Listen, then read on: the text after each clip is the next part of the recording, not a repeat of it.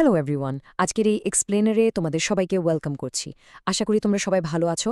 আজকে আমরা আলোচনা করতে যাচ্ছি principles of horticulture and chrysanthemum cultivation নিয়ে। তোমাদের ফাইনাল এক্সামের জন্য এটা কিন্তু অত্যন্ত গুরুত্বপূর্ণ একটি হাই ইল্ড টপিক। সো একটু মনোযোগ দিয়ে শুনবে, কারণ এখান থেকে বেশ কিছু কোয়েশ্চেন তোমরা সরাসরি কমন পাবে। আজকের সেশনে আমরা মূলত যে টপিকগুলো কভার করব তা হল basics of horticulture, horticulture versus agronomy, the ornamental sector, intro to chrysanthemum, cultivation process এবং শেষে কি হর্টিকালচারাল প্র্যাকটিসেস। সিলেবাসটা খুব লজিক্যালি সাজানো, তাই স্টেপ বাই স্টেপ আমরা এগোবো। তো চলো প্রথমে শুরু করা যাক সেকশন 1 দিয়ে, বেসিক্স অফ হর্টিকালচার কো ডেফিনিশনস। এখানকার ডেফিনিশনগুলো কিন্তু শর্ট আনসার কোয়েশ্চেনের জন্য খুবই ক্রুশাল। দেখো, হর্টিকালচার শব্দটা আসলে এসেছে ল্যাটিন থেকে। এর ল্যাটিন রুট ওয়ার্ড হর্টাস মানে হল গার্ডেন বা বাগান, আর কালচুরা মানে হল কাল্টিভেশন বা চাষাবাদ। সহজ কথায় ফল, সবজি এবং ফুল বা অর্নামেন্টাল প্লান্টসের যে ইনটেন্সিভ কাল্টিভেশন করা হয় তাকে হর্টিকালচার বলে। পরীক্ষার খাতায় ডেফিনিশন লেখার সময় এই ইনটেন্সিভ কাল্টিভেশন কিওয়ার্ডটা কিন্তু অবশ্যই থাকতে হবে। এটাই সাধারণ চাষাবাদ থেকে হর্টিকালচারকে আলাদা করে। এখন আসো মেজর ব্রাঞ্চেস অফ হর্টিকালচারে। মূলত এর 3টি ব্রাঞ্চ। অলিওরিকালচার মানে হল কাল্টিভেশন অফ ভেজিটেবলস বা সবজি চাষ। পোমোলজি হল science and practice of fruit culture, আর ফ্লোরিকালচার হল science of growing flowers and ornamental plants. এখানে একটা ট্রিকি ব্যাপার আছে। অলিওরিকালচার আর পোমোলজি টার্মগুলোর রুট অরিজিন বা উৎপত্তি কোনো ল্যাটিন বা গ্রিক শব্দ থেকে, সেটা কিন্তু এমসিকিউর জন্য খুব ভালো করে মেমোরাইজ করে নেবে।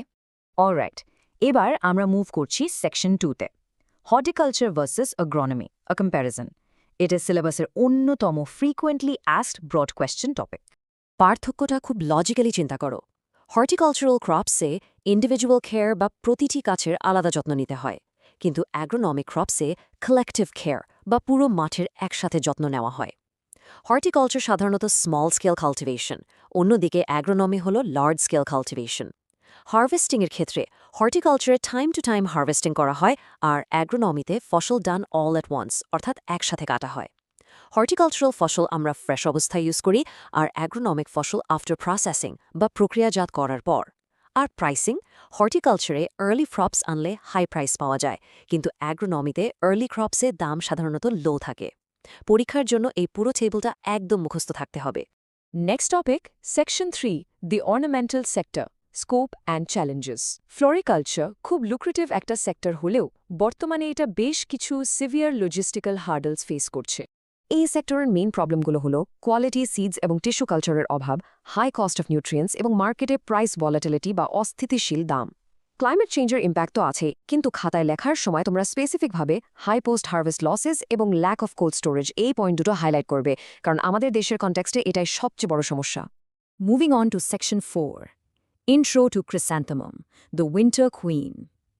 এখন আমরা স্পেসিফিকলি চন্দ্রমল্লিকা নিয়ে জানব, যাকে ঐতিহাসিকভাবে কুইন অফ দি ইস্ট বলা হয়। এই বোটানিক্যাল ফ্যাক্টসগুলো একটু কুইকলি নোট ডাউন করে নাও। এর বোটানিক্যাল নেম হলো ক্রিস্যান্থেমাম স্পিসিস এবং ফ্যামিলি হলো কম্পাউজিটে। অরিজিন বা আদিনিবাস চায়না এবং জাপান। সবচেয়ে ক্রুশিয়াল ইনফরমেশনটা খেয়াল করো, এটা একটা শর্ট ডে প্ল্যান্ট। এর ভেজিটেটিভ গ্রোথের জন্য 20 থেকে 27 ডিগ্রি সেলসিয়াস টেম্পারেচার লাগে। পরীক্ষায় ফ্যামিলি নেম আর এই শর্ট ডে প্ল্যান্ট ক্লাসিফিকেশন থেকে গ্যারেন্টিড এমসিকিউ আসবেই। চন্দ্রমল্লিকার প্রোপোগেশন বা বংশবিস্তার মূলত দুভাবে হয়, বাই সাকার্স এবং by terminal stem cuttings.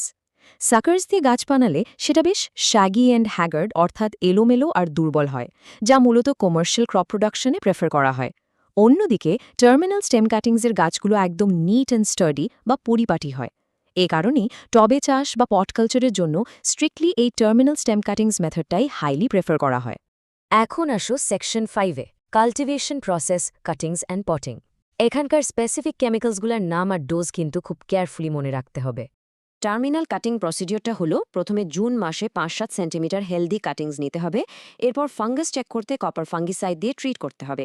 Root বা শিকড়ের জন্য গ্রোথ রেগুলেটরস যেমন NA25 ppm বা সেরেডেক্স ইউজ করবে। এরপর আংশিক ছায়ায় বা পার্শিয়াল শেডে রাখলে 2-3 সপ্তাহের মধ্যে রুট চলে আসে। পরীক্ষায় অবশ্যই কপার ফাঙ্গিসাইড আর NA25 ppm এই ক্রিটিক্যাল কিওয়ার্ড দুটো মেনশন করবে, ভুল যেন না হয়। এরপর দেখো পট কাল্টিভেশন স্টেজেস। এখানে টবের সাইজ কিভাবে প্রোগ্রেসিভলি বাড়ে সেটা খেয়াল করো। ফার্স্ট প্লান্টিং হয় এপ্রিল মে মাসে 10 সেন্টিমিটার সাইজের টবে। গাছ একটু বড় হলে সেকেন্ড প্লান্টিং জুন-জুলাইতে 15 সেন্টিমিটার টবে, আর থার্ড বা ফাইনাল প্লান্টিং হয় জুলাই-আগস্টে 25-30 সেন্টিমিটার সাইজের টবে, যেখানে মাটির সাথে বোন মিল বা হাড়ের গুঁড়ো অ্যাড করতে হয়। সোজা হিসাব, গাছ যত ম্যাচিওর হয় পট সাইজ তত ইনক্রিজ করা হয়। ওকে, আমরা লেকচারের একদম শেষ আর সবচেয়ে টেকনিক্যাল পার্টে চলে এসেছি। সেকশন 6, কি horticultural practices, essential ডেফিনিশনস।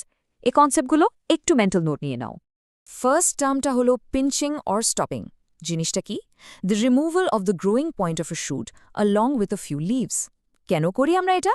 To encourage lateral branches to produce bushy growth and more flowers. অর্থাৎ ডগা ভেঙে দিলে গাছটা লম্বায় না বেড়ে চারপাশ দিয়ে ডালপালা ছড়িয়ে বুশি হয় এবং বেশি ফুল দেয়। পরীক্ষায় এই ডেফিনেশনটা একদম স্ট্রিক্ট একাডেমিক প্রিসিশনের সাথে লিখতে হবে। এবার আসো ডিসবাডিং ভার্সেস ডি শুটিং। এই দুটো টার্মে স্টুডেন্টরা সবচেয়ে বেশি কনফিউজড হয়। ক্লিয়ারলি শোনো, ডিসবাডিং হলো একটা ডালের 1 বা 2টো কুড়ি বা বাড বাদে বাকি সব ফেলে দেওয়া, যাতে করে আমরা খুব লার্জ স্টেম এবং কোয়ালিটি ব্লুম পাই। আর ডি শুটিং হলো সাইডের ছোট শুট বা ডালগুলো 2.5 সেন্টিমিটার হওয়ার আগেই রিমুভ করে দেওয়া, যাতে গাছের সব এনার্জি রিটেন করা কুড়ির দিকে ডাইভার্ট হয়। দুটো সূক্ষ্ম পার্থক্যটা যেন ফাইনালে ভুল না হয়। আমাদের লাস্ট ডেফিনিশন, স্টেকিং। চন্দ্রমল্লিকা যখন ফোটে তখন ফুলের হেভি ওয়েট বা ওজনের কারণে ডালগুলো বেঁকে যেতে চায়। তাই ডালগুলোকে সোজা রাখার জন্য প্রতিটা ফ্লাওয়ারিং শুটে যে সিঙ্গেল সাপোর্ট দেওয়া হয় তাকেই স্টেকিং বলে।